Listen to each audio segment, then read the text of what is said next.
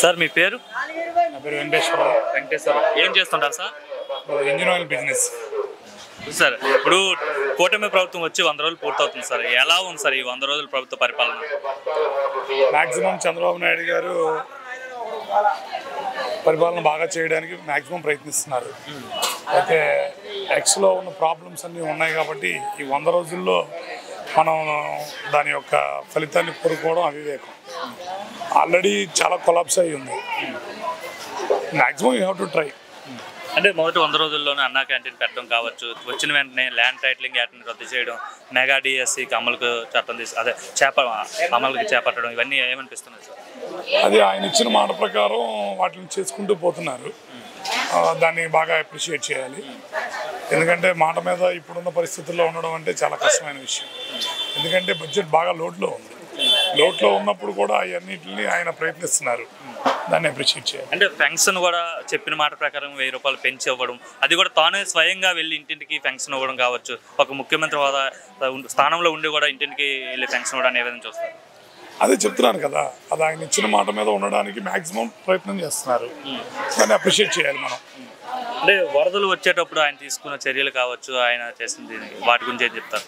యాక్చువల్గా news channels అన్నీ కూడా చెప్తున్నాయి కదా, వరల్డ్లోనే ఫస్ట్ టైం ఇలా ఏసీఎం కూడా ఇలా బయటకు వచ్చి సర్వీస్ చేయలేదు.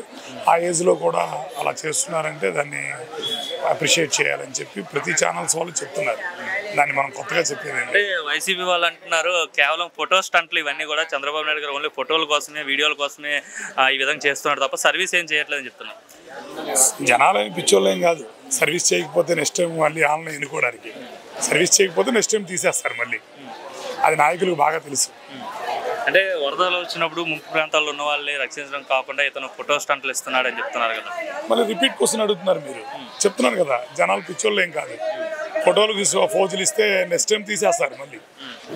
అలా ఏం కాదు, మ్యాక్సిమం ట్రై చేస్తున్నారు ఆయన. ఎలా ఉంది సార్ ఆయన తీసుకున్న క్యాబినెట్ కావచ్చు, ఎవరైతే మంత్రులు ఉన్నారో మంత్రులు ఎవరైతే ఇచ్చారో అన్నీ తీసుకున్న నిర్ణయాలు ఎలా ఉన్నాయి? పెద్దగా రాజకీయాల మీద నాకు పెద్ద అవగాహన లేదు, బట్ సీఎం గారు బాగానే చేస్తున్నారని తెలుసు. బాయ్ మీ పేరు? ఉస్మాన్ ఖాన్. ఏం చేస్తుంటారు బాయ్? Retired railway driver. Retired railways లో పనిచేశారు.